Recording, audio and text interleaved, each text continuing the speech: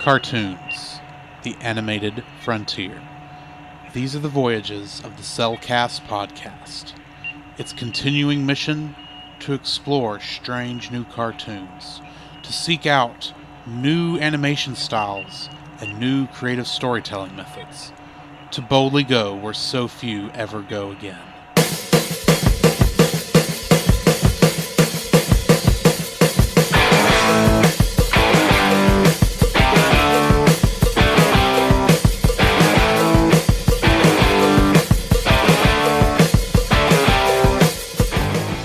Hello and welcome to another episode of the Cellcast.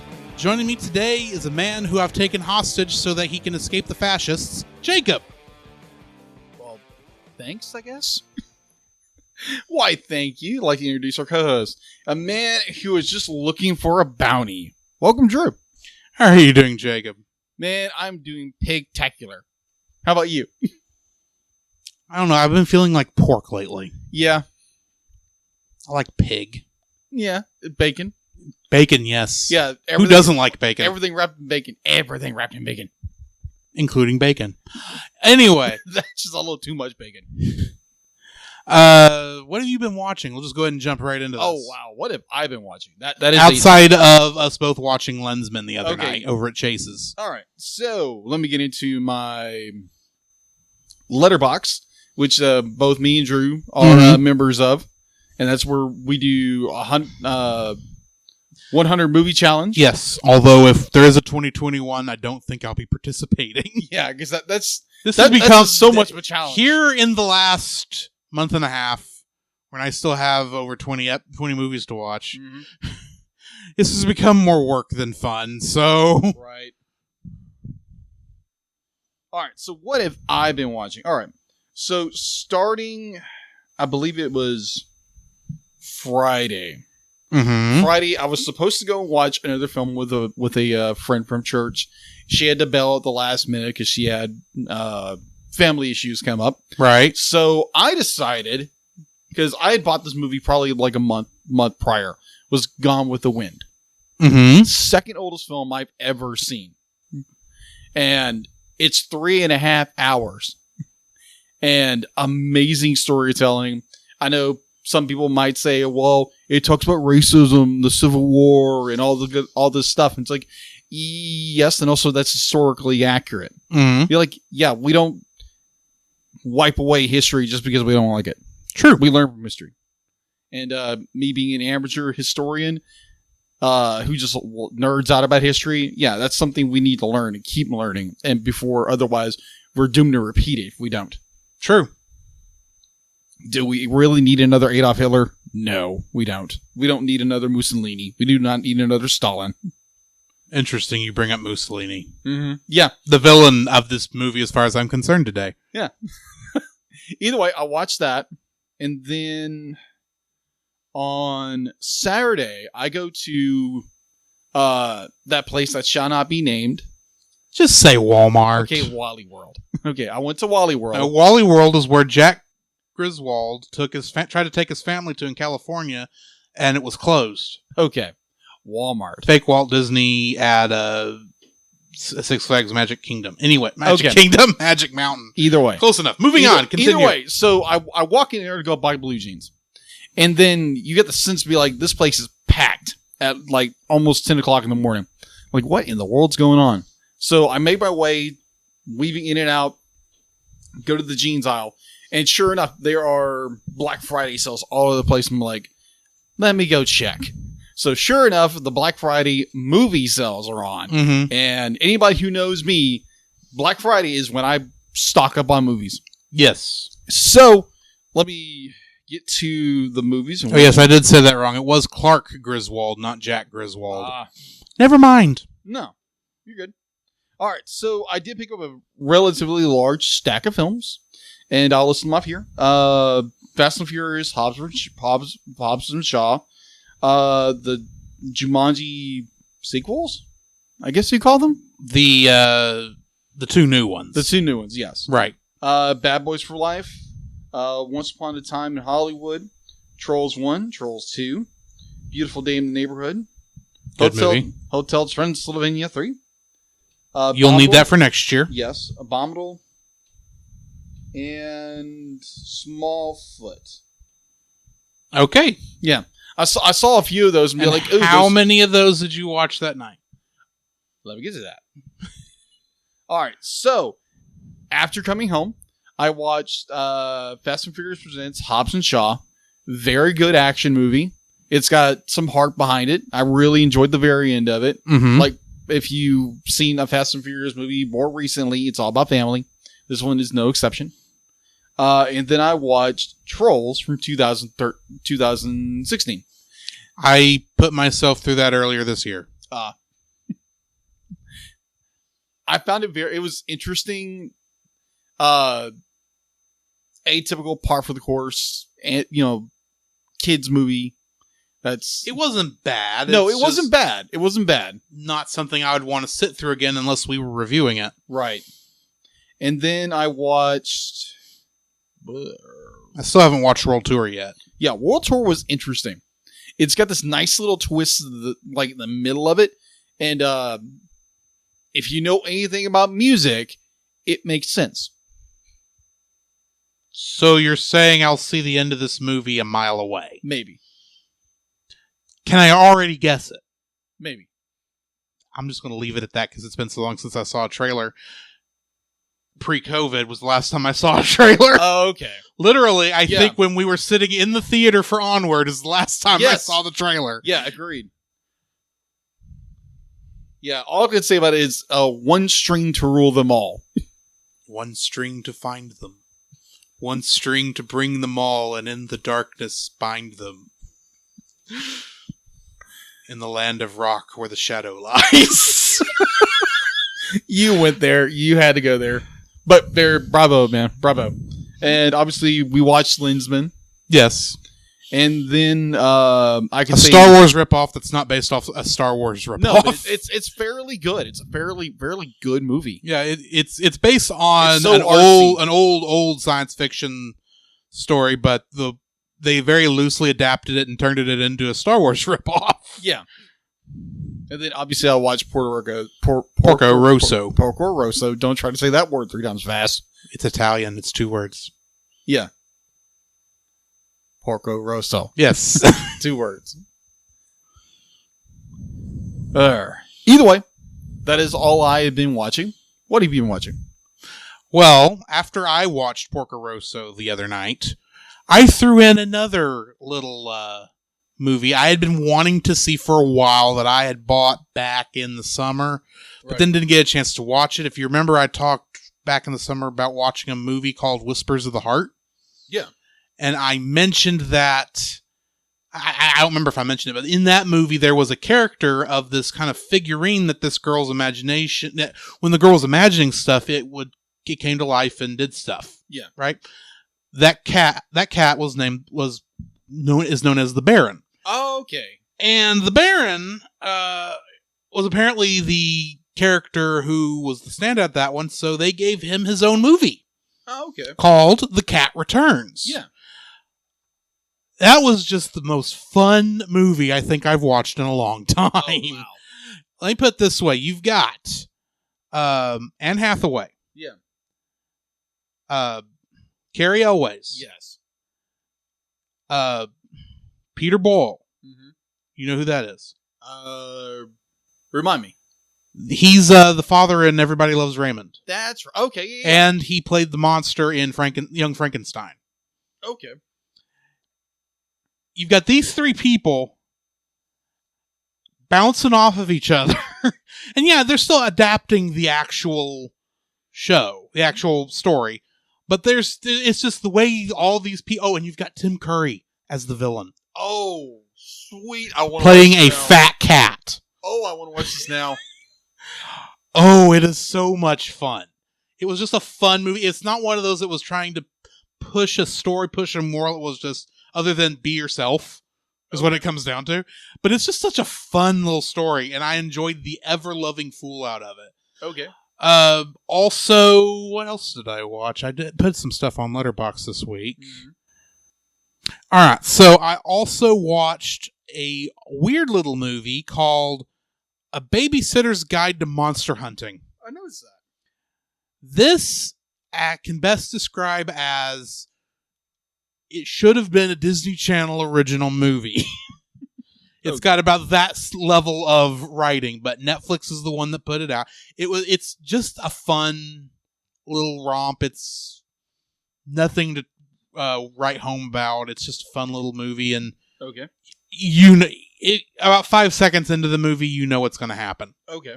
So there's that, and then other than that, that's all I've really had a chance to watch. Okay, so I did have. Interestingly enough, I had ordered a few things from Amazon. So if you notice in the background, there's a little pickup. Or not a pickup, but a that's not a pickup. I can tell by looking that that's not a pickup. It's a truck. Well, I wasn't meaning that either. More like a semi-truck disguised as a robot. Yes. Disguised as a robot. Well, yes, I'm dyslexic. Give me a minute. So from Amazon Prime, you bought Optimus Prime. Yes, I bought Optimus Prime. Primeception. Yeah, exactly. Primeception. All right, and so you can see behind or sitting in front of Scooby, I bought the movie Coraline, and obviously I had that on digital. That's the way I watched it for the review. So but you finally found a Blu-ray of it. I finally found a Blu-ray of it. And this is actually a Canadian version of it, so it'll play on Region 1. Which is A, actually. Region A. Because Blu-ray is A, B, and C, while DVD goes 1, 2, 3, 4, 5, 6, 7. Okay, that's where I got confused. I know. I don't know why I know all this. Yeah, so very odd story when it comes to that. So years ago, before I knew regions and everything, so I purchased A Nightmare Before Christmas on Blu-ray. Yeah. And I was like, oh, heck yeah. It came in, I looked at it, tried to play it, didn't work. I was like, what the world's going on? So it's region locked. Yeah, it's region locked. I was like, I hate region locking. It was a European. It was a European region. I can't remember, what is that, B or C? B. I don't remember where C is. Yeah. I know Japan and North America are A. Oh, okay. I believe Europe is B. I don't remember who C is. Okay. But either way, I bought it, and I think I still have it in a box somewhere. I never returned it. Well, that was smart. Yeah. Oh, well. You live and learn. But, yeah, that's all I've been watching and purchasing. So, all right. So what do we got in the news? All right. So we got quite a bit in the news. All right. So in the news. And these two, actually, I really enjoyed because these are two. One is from my childhood. One is from when I graduated high school. And they're coming out with a live action version of this movie. Okay. So, Disney television animation is in the early development stages for a reboot of the 1990s iconic cartoon Darkwing Duck for Disney+. Yes, I am looking forward to that. Yes, absolutely. So, let's get dangerous with this one. Indeed. It's being produced by Seth Rogen and Evan going through their Point Grey Pictures studio. The Deadline, the news organization, what have you, confirmed the project after an interview from Variety magazine. All right, so in that same article, I posted this on the Facebook page, so you guys go read there. In other Mouse House news, director John O. Chu from Crazy Rich Asians, upcoming in the Heights, is in talks to direct the streaming live-action hybrid adaptation of Lilo and Stitch. Can't I say I'm excited? I know you're excited because it's Lilo and Stitch. Yes. The fact that they're doing it hybrid, or that they're advertising hybrid, worries me. Mm-hmm. Admittedly, you have to do it hybrid in order to do a live action thing. Yeah. Because there's no way you're going to have a guy in a suit playing Stitch. That would just not look right at all. But they'll probably do a motion cap. Some more than likely. But there's still a part of me that goes, Not another one of these hybrid things where we're going to have a cartoon character be on the screen. It's like, now, here's the thing. Mm-hmm. This is probably not going to be any worse than anytime Groot has been in Guardians of the Galaxy. True. It probably will not be any worse than that, and I won't care. But it's the idea of saying, "Oh, this is a hybrid production." It makes me go, It's like Alvin. They're like Alvin and the Chipmunks, the Smurfs, Scooby Doo. Mm-hmm. Which I know you liked Scooby Doo, right. But let's face it, there's a reason that just rubs me the wrong way. I got you. He didn't get his Scooby snack, apparently. I'm just going to throw this out there. The only people who've done the hybrid production correctly was Who Framed Roger Rabbit. Agreed. All I'm going to say. Agreed. And so when I see things like this is going to be a hybrid production, I immediately go, ooh, this could be bad. Could. But could be good. You never know. But it could be bad. It could be really bad. Okay, so going from some good news, it depends on the way you look at it, to more saddening news that Ken Spears, best known for bringing global beloved Scooby-Doo dog to screen. Scooby-Doo. I almost said Scooby-Doo dog. It was like, what the world? The Scooby-Doo dog. The Scooby-Doo dog. Yo. The Scream has died at 86, just months after the passing of co-creator and Ruby Spears production co-founder Joe Rudy passed away. Mm-hmm. The animation director died November 6th on Friday of complications of a disease his son told Variety. Right. And so that's, like, we're losing more and more because I mean, age is a thing. Yeah, age is a thing. We're not guaranteed a tomorrow. We're not guaranteed immortality like, fantasy wants to tell us, but we're not. And so eventually we will all pass away, just if you know where you're going. Indeed. All right. So in a little more happy news, can you guess what movie premiered today? Several the Star Wars Holiday Special. Minus that one. This was probably about 30. The Lego Star Wars Holiday Special, which did come out today. It did.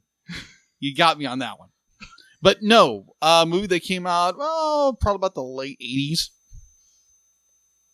The Star Wars Holiday Special. You the Star Wars Special. No, The Little Mermaid premiered. Yes, I did see this. Yeah, November 7th, 1989 in theaters. And as the headline said, it became part of our world. And Indeed. So I thought that was a very interesting little tidbit. I was like, okay, cool.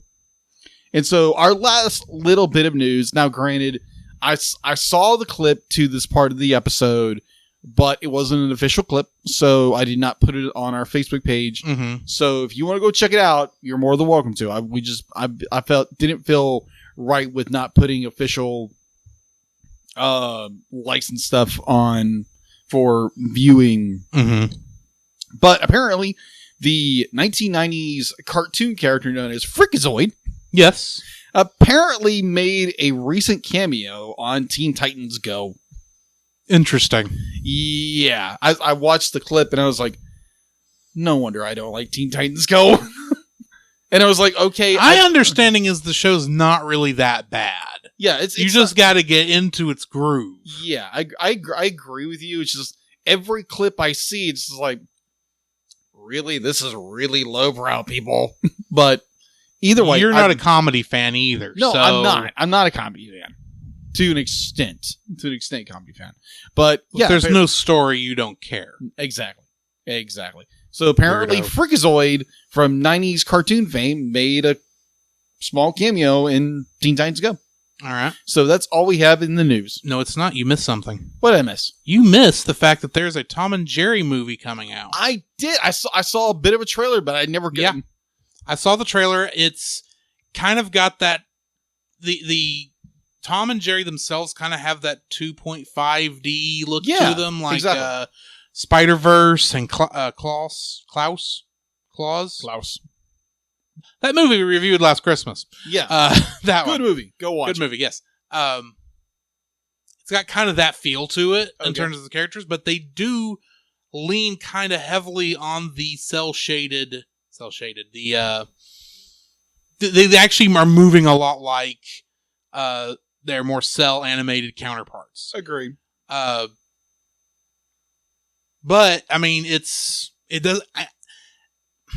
I don't have faith since the first Tom and Jerry movie came out back in the mid-90s where they talked, and every Tom and Jerry thing I have seen clips of since then has been not up to snuff, let's just say. I agree with you. I think in this clip particularly, they didn't talk. Thankfully. Yeah. Hopefully they learned that lesson. And admittedly, the ones I've seen, except for that one movie, they have not talked. Except for the Gray Mouse, but the Gray Mouse talked in the Hanna-Barbera shorts. So. Okay. Why don't we jump into our spoiler-free review of the movie Porco Rosso? Yeah. So, Jacob, this was your first viewing? Yes, very first viewing. I had heard about this film and had little to no information about it. It was like, it's a Studio Ghibli movie. I think I saw that. I was like, wait, is that a pig as a pilot?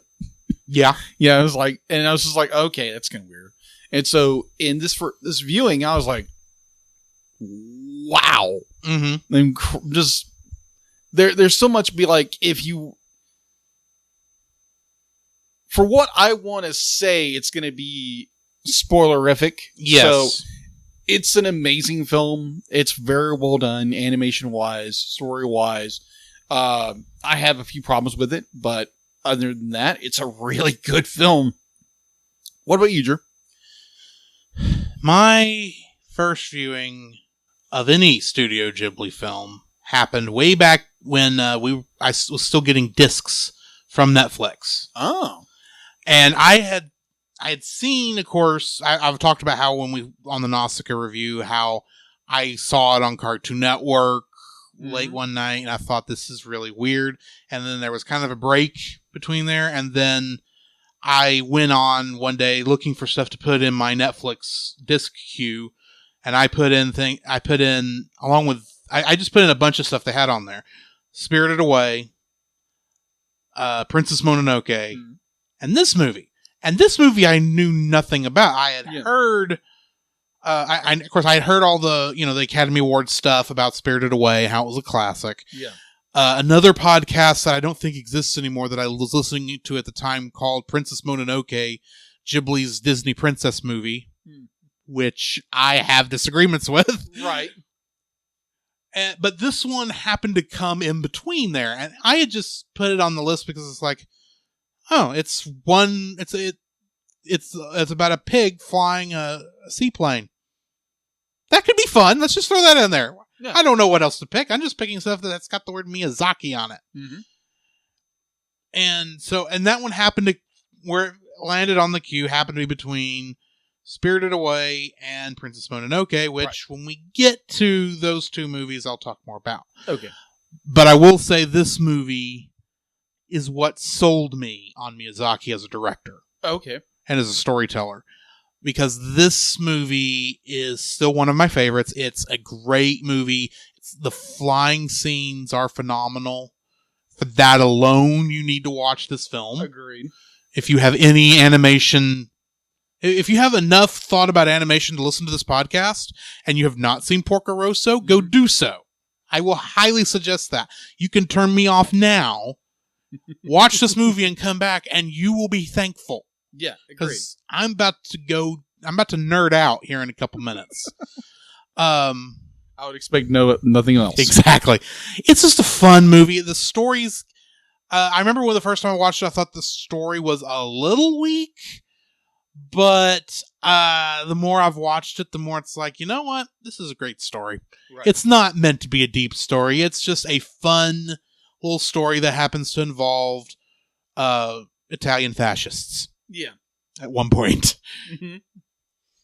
But yeah, That's my thoughts on this movie. All right. So, shall we jump into the full spoiler-filled review after the CGC bumper? Yep.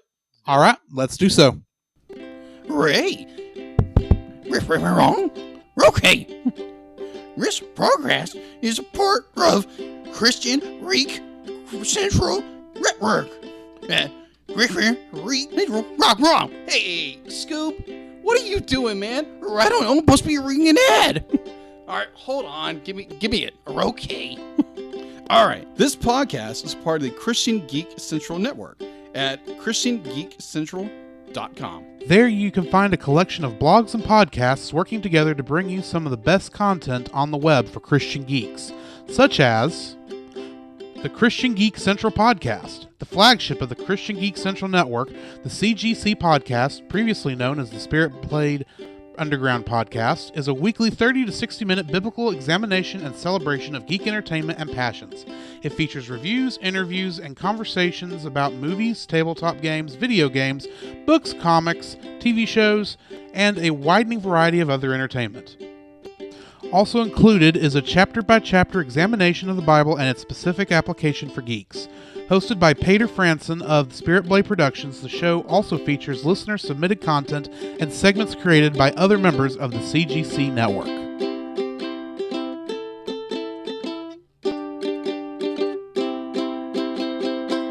The following is a spoiler-filled review for the movie Porco Rosso. Listener discretion is advised. Porco Rosso was written and directed and based on the manga by Hayao Miyazaki, and the music was by Joe Hisashi. Cast: Marco Pago, aka Porco Rosso, was played by Michael Keaton. Yes. He is, of course, Batman in Batman and Batman Returns. Sorry. He was also Adrian Toomes and the Vulture in Spider-Man Homecoming. Yes. He was also Beetlejuice in Beetlejuice. Yes. And among many other things. Donald Curtis was played by Cary Elwes. He is Wesley in The Princess Bride and Robin Hood in Robin Hood Men in Tights. And I was also reminded last night by a friend of the show, Joseph Hamrick, that he plays one of the villains in the TV show Psych. But I didn't know this. I did not think to look this up. Anyway.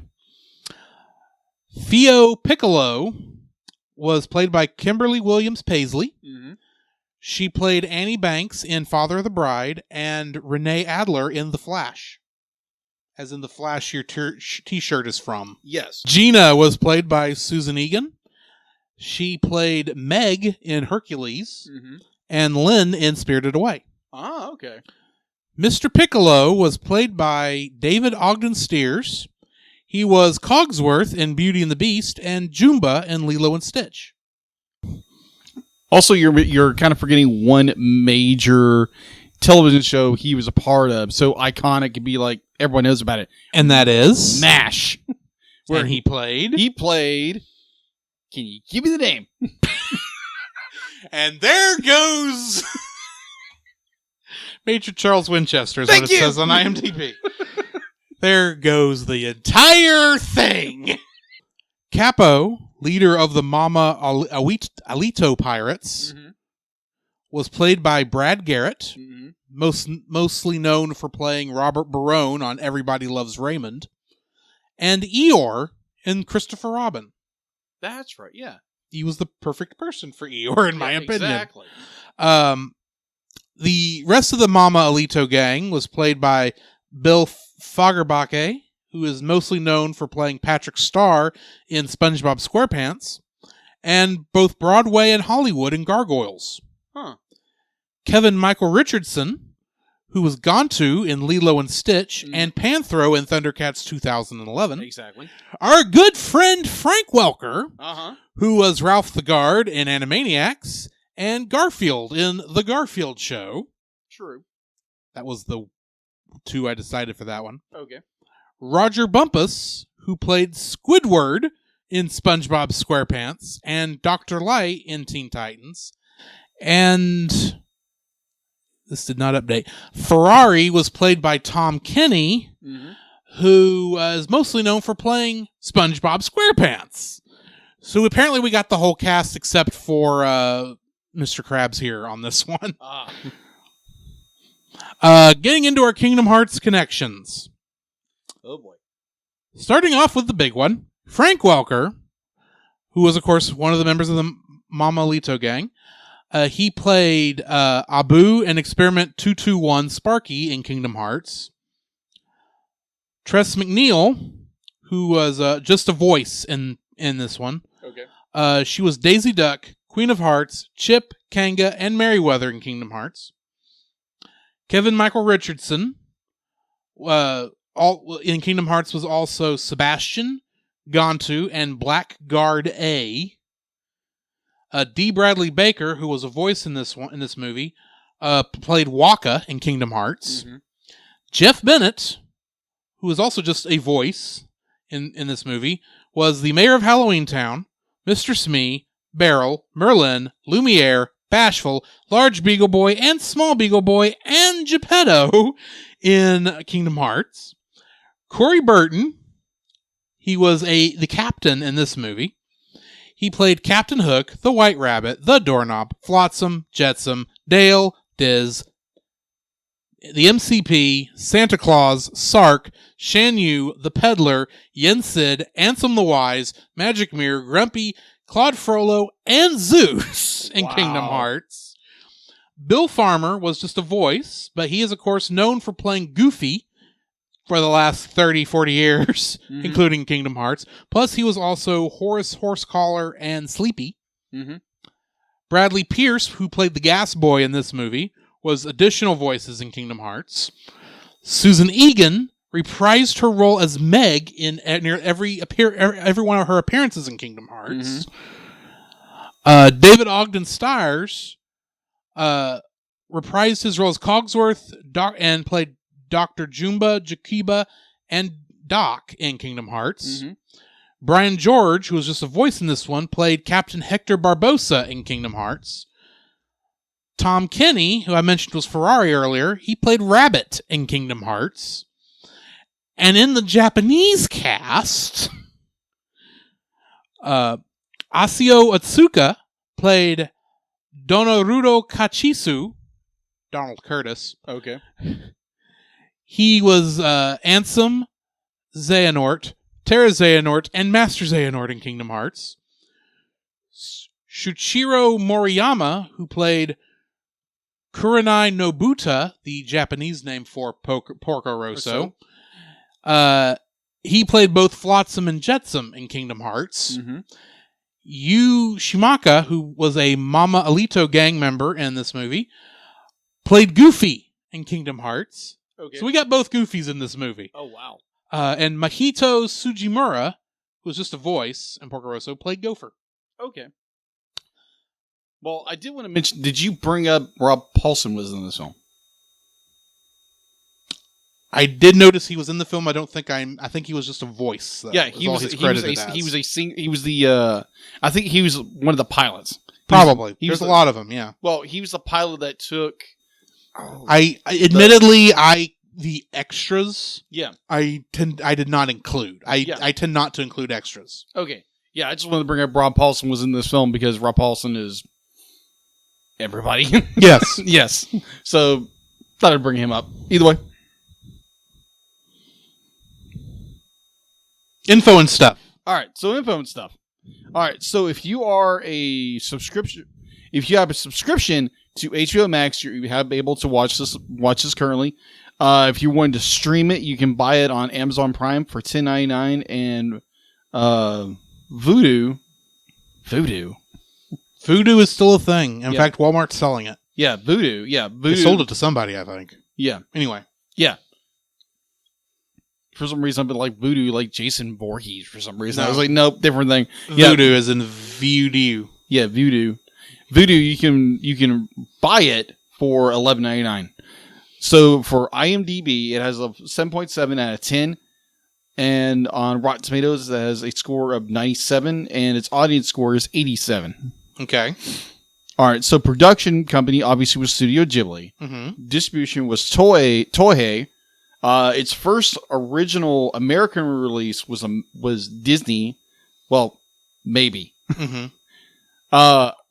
One thing I did notice is I think this is the first of these movies in which Disney Japan was part of the production committee. Yes, the original production committee for the film. So yes, apparently there was a dub before the Disney dub. Yes, a number of the Miyazaki films prior to the release of Spirited Away had English dubs that were okay. Okay. I think most of them were done by Streamline, because Streamline did a lot of stuff back then. Yeah. All right, so it was distributed first here in the States by the Walt Disney Company, and then it was more recently acquired by G-Kids. Which when they acquired all of Disney's Studio Ghibli library. Yes. Okay, so it was first released in Japan in July 18th, 1993. Its first English dub was released on Japanese airline flight in the 1990s. Right. So that would be the first dub. All right, so that was very common. Yeah, very, very common, like you said before.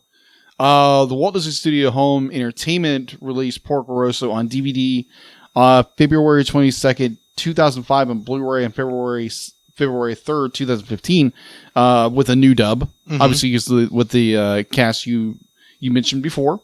G-Kids re-released the film on DVD and Blu-ray November 21st, 2017. All right, so it had a budget of 2.9 million yen. Box office in Japan was estimated at 44 million yen. That's pretty good. All right, so it's U.S. opening weekend. I didn't realize this had a theatrical release. They do sometimes. Okay. This was, I think when this released over here, it was right in the fervor of Spirited Away being so successful. So Yeah, agreed. Disney was releasing a bunch of these back in theaters. Okay. So it had, like, its first weekend release was... Not to mention it still goes into Ghibli Fest by Fathom events every year. At least it has until this year. Yeah. This year, obvious reason why it hasn't happened. Yeah. Thank you, COVID. Either way, so its U.S. weekend, it earned $156.2 thousand. It grossed over just short of $445,000. Now, its worldwide gross, wrapped all together, was $1.3 million. It did pretty good for itself. Yeah. Pretty good. It's a good film. Yeah, it's a very good film. So, yeah, that's all I got for info and stuff. Alrighty, jumping into the summary. Before I get into the summary, do you know what the word name Porco Rosso means in English? No, I don't. Crimson Pig. That makes sense. Just throwing that out there. In the 1930s, Porco Rosso, an Italian World War I fighter ace and freelance bounty hunter, fends off an attack on a ferry liner by airborne pirates. Porco treats himself to dinner at the Hotel Adriano, which is run by his friend Gina. At the hotel, the heads of the pirate gangs are contracting Curtis, an arrogant and ambitious American ace, to assist them in their next attacks. Curtis falls in love with Gina on the spot, but is frustrated to see his declarations rebuffed and her affections for Porco. After sexually executing a pirating mission, Curtis tracks down Porco, who is flying to Milan to have his plane serviced, and shoots him down as he experiences an engine outage, claiming to have killed him. Porco survives, though his plane is heavily damaged. Porco continues the trip by train with the remains of the plane, much to the irritation of Gina, who reminds him that there is a warrant for his arrest in Italy. Porco arrives discreetly in Milan to meet Piccolo, his mechanic. He learns that Piccolo's sons have immigrated to find work elsewhere due to the Great Depression, and much of the engineering will have to be carried out by his young granddaughter Fio. Porco is initially skeptical of Fio's abilities as a mechanic, but after seeing her dedication in the repair project, he accepts her as a competent engineer. Once Porco's plane is finished, Fio joins him on the flight home, with the justification that if the secret police arrest the team, they can say that Porco forced them to help and took Fio as a hostage. Stopping off to refuel on the way, Porco discovers that the new fascist government is beginning to hire seaplane pirates for their own use, thus putting him out of business. Back at the Hotel Adriano, Curtis proposes to Gina, but she turns him down, saying that she is waiting for Porco. Upon returning home, Porco and Fio are ambushed by the pirates, who threatens to kill Porco and destroy his plane. Fio talks them out of it, but Curtis appears and challenges Porco to a final duel. Fio makes a deal with him, declaring that if Porco wins, Curtis must pay off his debts owed to Piccolo's company, and if Curtis wins, he will marry her. That night, while preparing shells for the dogfight, Porco tells Fio a story from World War I. 2 days after Gina's first wedding to his friend Bellini, his squadron was attacked by the Austro-Hungarian aircraft. Overwhelmed and unable to save his fellow pilots, he entered a cloud to evade his pursuers. He recalls blacking out and awakening to find himself in complete stillness above the clouds, with a silver band shimmering high in the distant sky. Allied and enemy aircraft flown by the airmen who died in the dogfight, Bellini included, rise out of the cloud and fly upwards towards the band, ignoring him. Porco soon sees that the band is in fact thousands of planes flying together. He blacks out again and awakens flying low over the sea alone. As she falls asleep, Fio, and the viewer, briefly see Marco's true face instead of the pig. The next day, the duel is arranged, and a large crowd gathers to observe. The indecisive and long dogfight between Porco and Curtis soon devolves into a bare-knuckle boxing match when both planes' machine guns jam, and they fight. Porco accuses Curtis of being a womanizer, but Curtis responds that he is worse. Fio adores him, and Gina is only interested in him. This comes as a shock to Porco that Curtis is able to knock him down, only for Porco to be saved by a pirate referee signaling the end of the round. The fight ends with both combatants knocking each other out and falling under the shallow water. Gina arrives and calls out to Marco, who rises first and is declared the winner. She warns the crowd that the Italian Air Force has been alerted and are on their way, and invites everyone to regroup at her hotel. To Gina's frustration, Porco hands Fio over to Gina, requesting that she look after her, and turns away. Just before Gina's plane takes off, Fio leans out and gives Porco a kiss. As the crowd leaves, Porco volunteers to lead the Air Force away and invites Curtis to join him. Curtis reacts with surprise and asks Porco to turn around, suggesting that, like Fio, he has briefly seen Marco's true face. Fio narrates that in the end, Porco outflies the Italian Air Force and is never hunted by them again. Fio herself becomes president of the Piccolo Company, which is now an aircraft manufacturer. Curtis becomes a famous actor, and the pirates continued to attend the Hotel Adriano in their old age. She does not divulge whether Gina's hope about Porco Rosso was ever realized, saying it is their secret. However, a red plane can be seen docked by Gina's garden as the jet flies over the hotel. After the credits, a familiar red seaplane appears soaring in the sky before disappearing into the clouds. I absolutely love this movie. I can tell. And I'm going to start off with my first like. Well, before you start, squeal away. My first like is not just an opinion, it is an absolute fact. Okay. Seaplanes are awesome. They are. Have you seen DuckTales? Yes. Not DuckTales, but Tailspin. Tailspin, thank you. That's probably where I first fell in love with seaplanes. Yes. And we get lots of seaplanes in this movie. A lot of them. And boy, is the flying animation in this movie awesome. Fantastic. Especially my favorite part is when they're trying to take off going down the canal in Milan. Oh, yes. That is so crazy. Uh-huh. How that goes. And it's done so beautifully well. The dogfight at the end is also good with him and Donald Curtis. The whole thing is spectacular from beginning to end. It's just, I can't tell you enough if you, just on the flying animation alone, if you've not seen this movie, go see this movie. Agreed. It is that good. What do you got for your first like? My first like, let me get to my likes. All right. So to start off, Fly Me to Milan, the flying sequences in this film are fan-freaking-tastic. Now, granted, I'm not an aviator. I am not either. I don't know, because understanding avionics from the 1930s and that kind of stuff, be like a little bit. These are wooden structured planes, so Covered in cloth. I'd be like, yeah, it's got some metal to it, obviously, but some of the stunts they're able to do, it's like in the back of my mind, it's like, does that actually work? And so there's a part of me, I want to get a hold of a pilot and be like, hey, watch this movie and see what these pilots are doing can actually be done with a plane in that era. But I digress with that. The flying sequences, again, are spectacular. I'll put it this way. I don't care if they're actually capable of doing it or not. Yeah. It's still awesome. I agree. I think it's just more the mechanic side of my brain. Yeah. This is like, is that actually workable? Plus, if I remember correctly, the manga that this is based on, I believe, was released in a aviation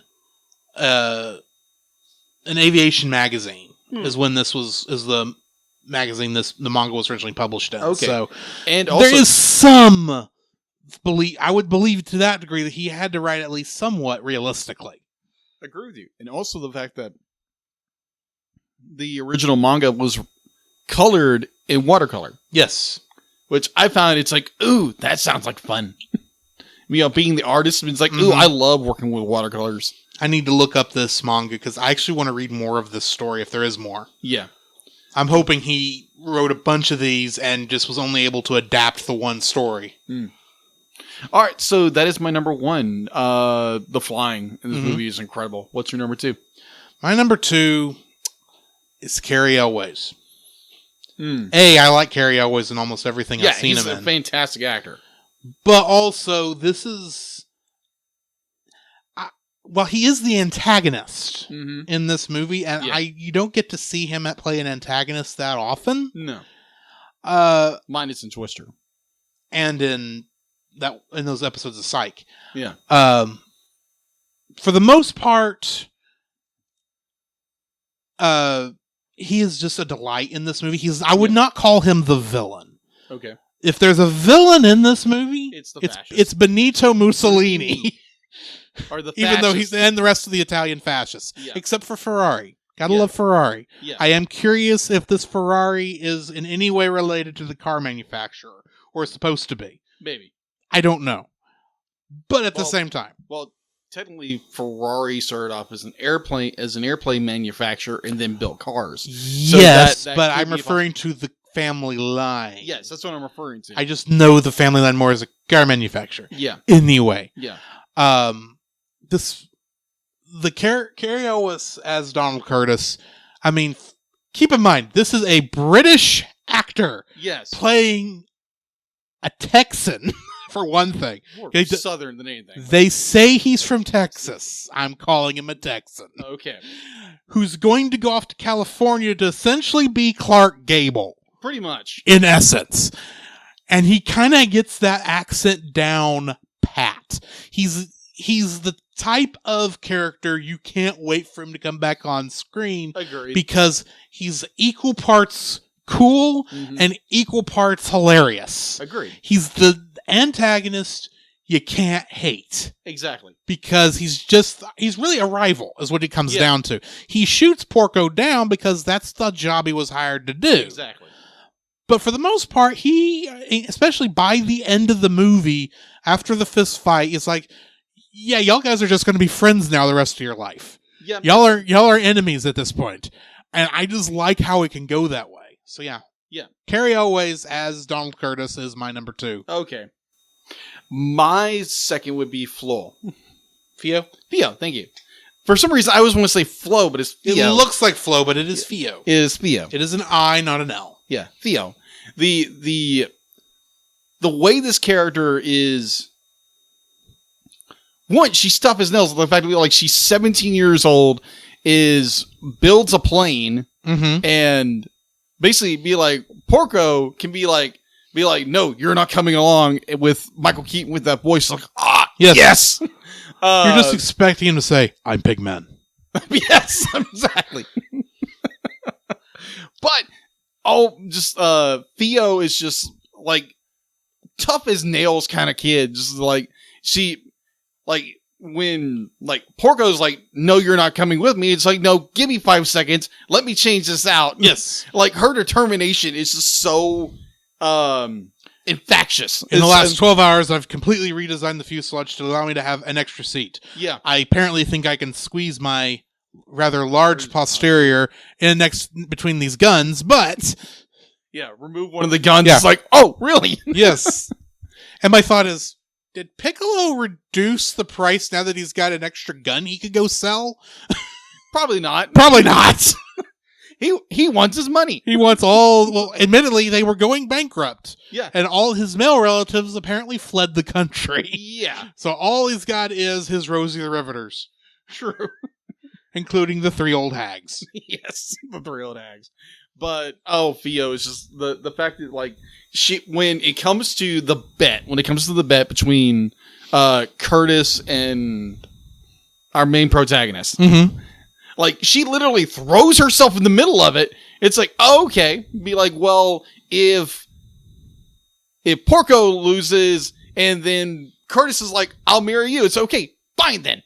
Yeah, this is like just tough as nails kid be like, yeah, I didn't think about it, but it's the only thing I could do. Yeah. And also I like the fact that we have more of she does give more earlier on in the film, we are given more of a Princess and the Frog sort of a thing. And I really enjoyed that aspect, definitely at the very end, because Curtis would be like, wait, turn around and be like, I want to see your face. So it gives more on you that in a minute. Yeah, we'll get there when we get there. I may have a dislike later on. Yeah, but either way, Theo is just like an amazing character. I enjoy the character. With Miyazaki, you always have very strong female characters, very protagonist characters that is a very delight to see in a lot of films. It's like in so many like much older films, like women are just the damsel in distress. Well, I mean, we are talking about Miyazaki. He always writes strong female characters. Agreed. And that's what I enjoy about Miyazaki, because he has very strong female leads. And so that's my number 2 is Theo. My number 3 is the Mama Leto gang. Oh god, the entire gang, but primarily the leader of the said gang, played by Brad Garrett. Yeah. Come on, guys! I mean, here's the thing. When I think Brad Garrett, I think Eeyore. Yeah. Because every character I've ever seen him play has essentially been either Eeyore or that fish from Finding Nemo. Yeah. Because he's that character too. Okay. The big puffer fish. That's right. Yeah. This is a little bit outside of his wheelhouse, but his voice fits this so stinking well. Agreed. And you've got the other 3 gang members that I mentioned earlier. Plus, I think there's like 2 or 3 more that are just listed as voices.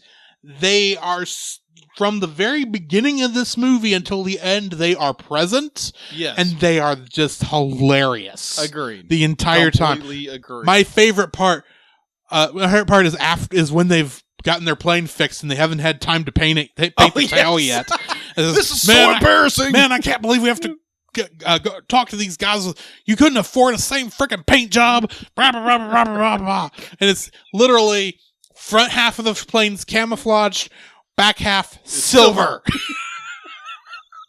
It's like, that's gonna work great for you guys. That'll work great. that won't even shine in the sunlight. No worries at all. No worries. But the entire time, every time you see them on screen, it's especially when my favorite line of his is at the end during the dogfight. Yeah, he is essentially playing host to this bet. Oh my gosh!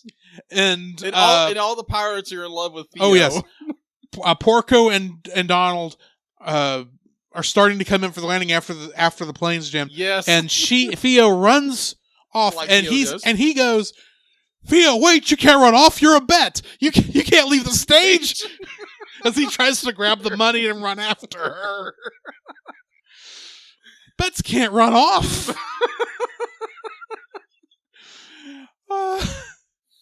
The whole thing is just like I said, that whole gang is just the other characters I can't wait to see on screen. Yeah. It's why I have to say that the fascists are the only villains in this movie, because everybody else, while they're antagonists and they're rivals, and they're villainous in their own ways, they are not Porco Rosso's enemies 9/10 of the time. That is true.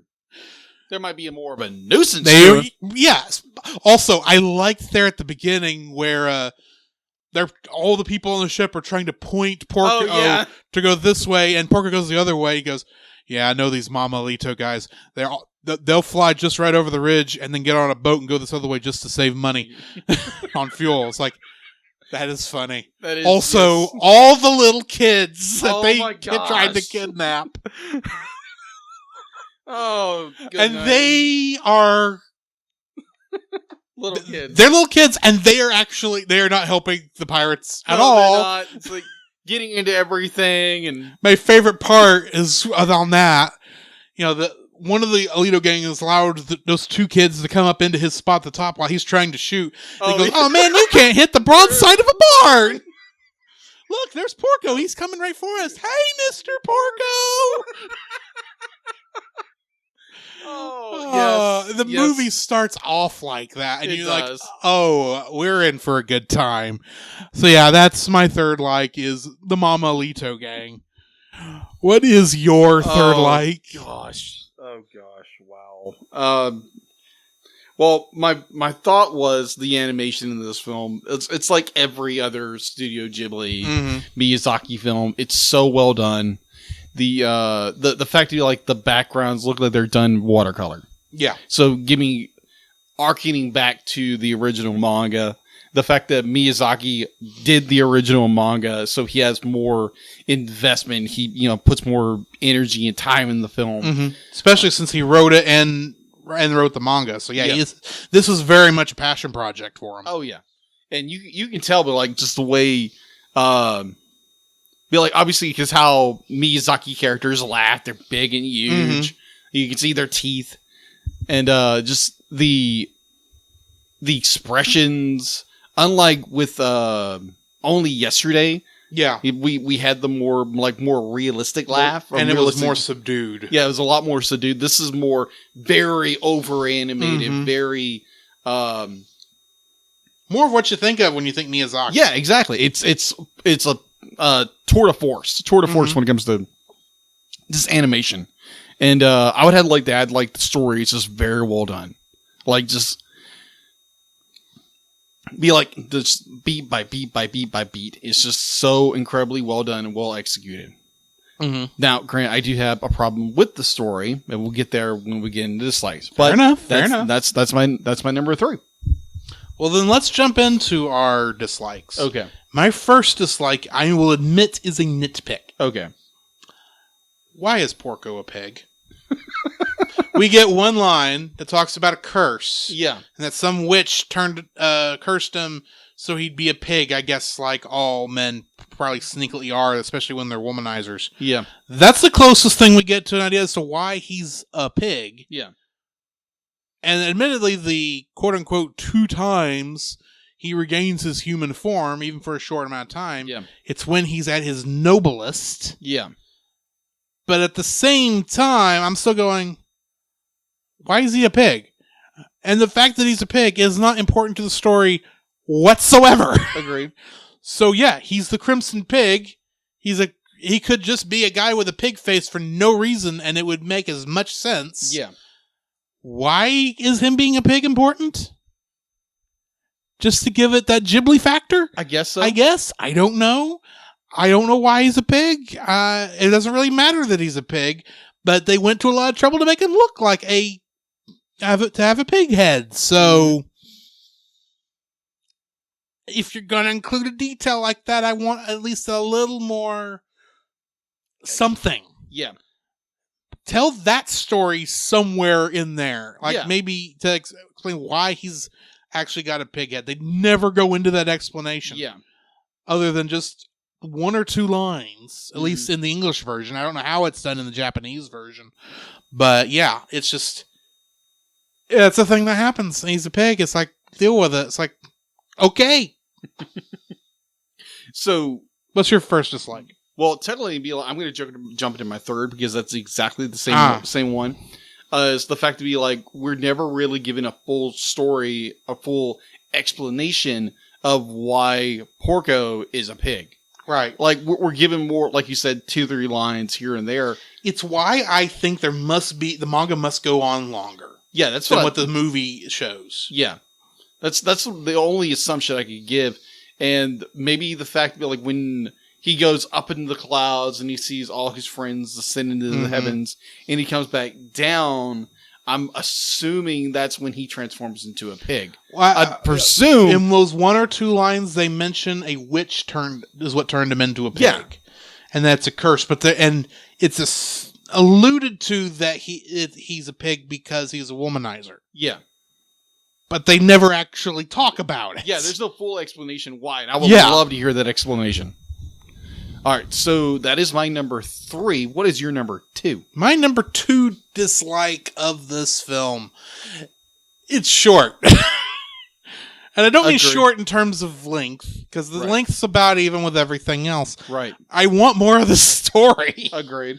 There's so many characters they bring in that feel like they're much more important characters than we actually get to see, and because they only have maybe 3 or 4 lines, there's plot lines introduced that they never go on. It's just like, oh yeah, this is happening, so we have the excuse to go do this other thing. It's like, show me more. Show me something. I want more of this world. Mm-hmm. I know it's focusing on this one story that I think is. I need to stop looking at chat while we're talking. Because I just lost my place. I just want more of the show. I just want more of the movie. I want more explanation. I want more. I want a sequel. Okay. Is what it comes down to. Because I get the feeling that all this is an adaptation of maybe the first story, or maybe a middle story, or maybe even the last story. And that there's other stories that came before this we don't know. Right. And I want more. Okay. I just want more.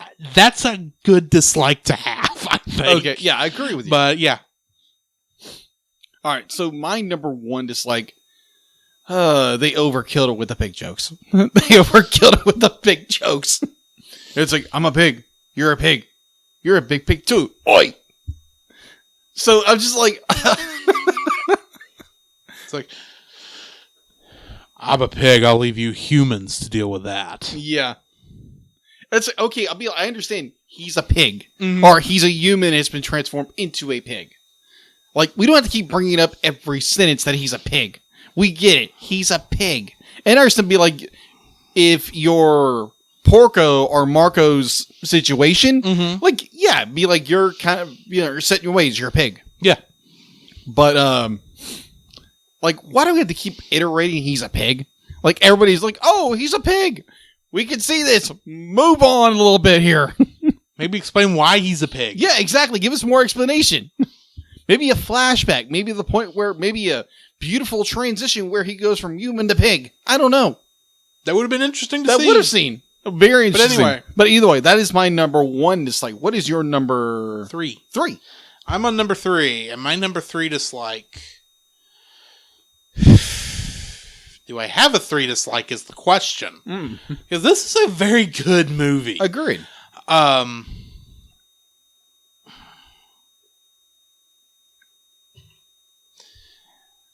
guess my number 3 dislike is that this movie does feel like it's a little on fast forward in parts. At the beginning of the movie, he's bounty hunting off these pirates. By the end of it, the fascists have taken over. Yeah. And the reason the bounty hunters aren't attacking things anymore is because they're being paid by the fascists to go do other things. Yeah. Except they're still going to attack Porco because Porco pissed him off. Yeah. And he's still alive. Yeah.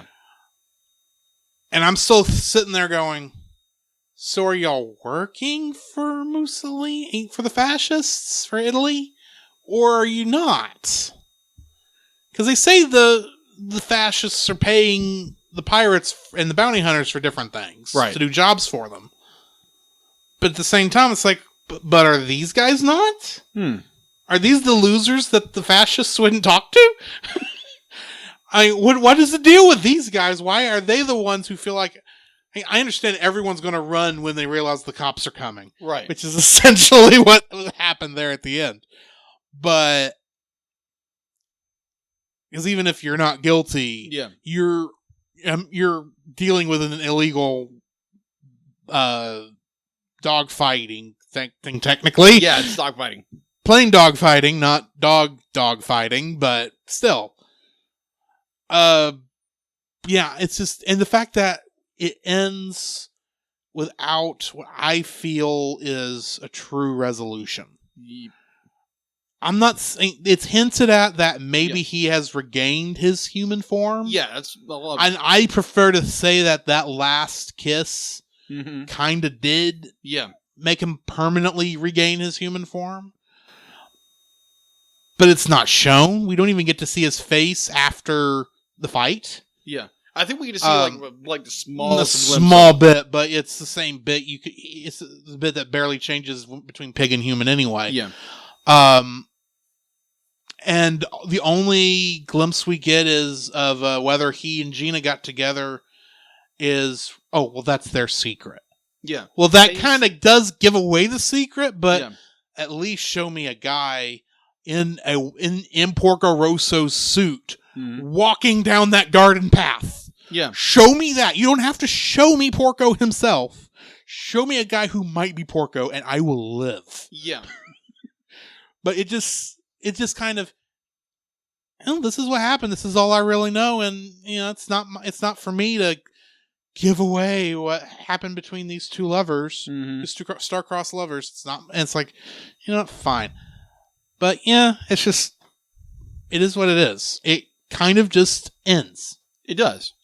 And I want more, like I said earlier. So yeah. What's your last dislike? I forgot what number you're on. Dos. You're on 2. I'm going to do. My final dislike, which is my number 2, would be not to say the story is simplified, but rather you can see what's coming very early on, what's going to happen. Yeah. Very early on. For my first viewing, it's okay, we get Porco. Okay, he's a pig. We don't understand why he's a pig. But then we meet Theo for the first time. It's like, okay, she's the love interest. And, we get actually, this. my first thought when I first saw this was, look, it's the standard Ghibli, yeah, exactly. Strong female lead that's in every Studio Ghibli film. Exactly. What's new? This is just the fingerprint. We couldn't just focus on Porco himself. We had to have a female lead that can put Porco in his place. And don't get me wrong, I love the character for it. But you do kind of get the feeling it's like, yep, I know who you are. You're that archetype. Yep. And there's a lot of the same archetypes that go through a Ghibli film. And this is very much I wouldn't say cookie cutter because it's that good of a cookie cutter of a film, but you have all the same hallmarks of a Ghibli film. And like when they're at the base camp and they start talking about the princess and the frog, it's okay, this is going to happen. Yeah. Or the dog fight. Be like, obviously Porco's not going to lose, or he's not going to die, or obviously, but the formula is still there. So you just know beat by beat by beat. Not for certain, but how the story is going to end for the most part. Mm-hmm. So there's really no change in dynamics. Right. Like you get the strong female lead, you get the flying, you get the references to pigs, mm-hmm. And you get children in the film. Which the little girls and the children are just they are hilarious. They are hilarious. So it's not. There's nothing new to the story of definitely the Ghibli, archetype of storytelling. It's still the exact same thing, just told a slightly different, but it's that same story beat by beat by beat, just retold slightly. Okay. But there again, it's still an amazing story. Mm-hmm. It's just like, okay, I could when you meet this character, okay, they're going to do this. This character, they're going to do this. Be like, nothing really surprised you in it. Yeah. It's like, okay, this coming, this coming, this coming, this coming. Boom. Well, I would nothing really surprised me in this film. I would also say, though, that this story really didn't need anything that deep. I agree. I wish it did, but it didn't. Right. Before we jump into our ratings, I want to read this that Chase Murphy just posted in our chat. Miyazaki was great at minimalistic storytelling. Agreed. He was great at hinting rather than telling. True. And yes, the ending is not as satisfying because it does not wrap everything up. But then again, in real life, things aren't neatly wrapped up. Agreed. That's very true. That is very true. So, on that note, let's jump into our ratings. I'm giving this movie a 9. Okay. It's just a fun movie that I enjoy watching. It's the kind of thing it's the kind of movie I can see myself laid out on the floor with a bag of popcorn and a Coke, just laughing my butt off the whole time. Because I nearly did that. Okay. Yeah, it's just a fun movie. So, yeah. Okay. 9. Okay, so I will give it an 8.5. Mm-hmm. For the fact that like this is my first time viewing the film. And I guarantee my next viewing, which there will be a next biggest viewing, because I will probably want to buy this film because I enjoyed it so much. Probably that score will change. It'll probably go to a 9 at some point later on. But for my first viewing, it's an 8.5. Because there are little things here and there that kind of bother me. The fact that we don't get a real resolution to why Porco is a pig. Right. And little things here and there, but other than that, it's a thoroughly enjoyable film. Giving it an 8.5 is no slam against the movie. It's my first viewing in the film, and I don't want to just, gloat and gush about something that I've only seen once. Right. And so I'll gloat and gush whenever I watch the film 3 or 4 times. But, True. So 8.5. Just judging by our guests in chat, Josh Adams rated it 8 GGs out of 10. Okay. Good I one. think you're a little on that GG kick, Josh. Just a little bit. And Chase Murphy says 10 out of 10. It's a masterpiece. Agreed. It is a masterpiece. Yeah. So, yeah. That brings us to the end of yet another episode of the Cellcast, which means we've got to introduce next week's movie. Thank you. Next week's movie does not have an English voice cast. Oh. So my apologies once good. again. It's all good. But this movie we're going to be reviewing is Ocean Waves. It is a Studio Ghibli film. It looks like it was directed by Tomomi Mochizuki, and it is the only Studio Ghibli film that was released directly to television. It was a made-for-TV movie, essentially. Oh, okay. So I actually almost did not see this one when I was picking out movies this year and nearly put on there the next theatrical one. So, yeah, we're going to try that one next week and see if we enjoy it. All right. So, yeah. Come, Jacob. We must prepare for next week. Prepare for what, Drew? The same thing we do every week, Jacob. Record a podcast! Oh, boy. So where can they find you, Jacob? They can find me on Facebook at Jacob B. Heron and Jacob's Daily Art Corner, my personal art Facebook page. On Twitter at Jacob B. Heron. On Instagram at Jacob B. Heron. And on Letterboxd at Jacob Heron. Where can they find you, Drew? You can find me on Facebook at Drew Dodgen. You can also find my Facebook page at Drew's Photo Bin, where I upload my photography. You can also follow me on Letterboxd at GGeorge759 and Twitter at GGeorge759. Where can they find us, Jacob? You can also visit our website, thecellcast.podbean.com, where you will find every episode we released and links to listen to it on Apple Podcasts, Google Play, and Stitcher. Our RSS feed, if we aren't in your favorite podcast app directory, please share, review, and subscribe to us there and share us with your friends. You will also find a link to our Facebook group, the Double Feature Podcast Community, where we talk about both animated and live-action movies. We share this with our other podcasts, which we do with Jacob's brother Jim, at the Movie of the Week podcast, where we talk about live-action movies. You can also email us at thecellcastpodcast@gmail.com. Also, please like our page on Facebook. We try to post about upcoming movies. If you comment on that movie's post before we record, we'll read your comments in the episode. And remember, every time we say The Cellcast, that is with a single L.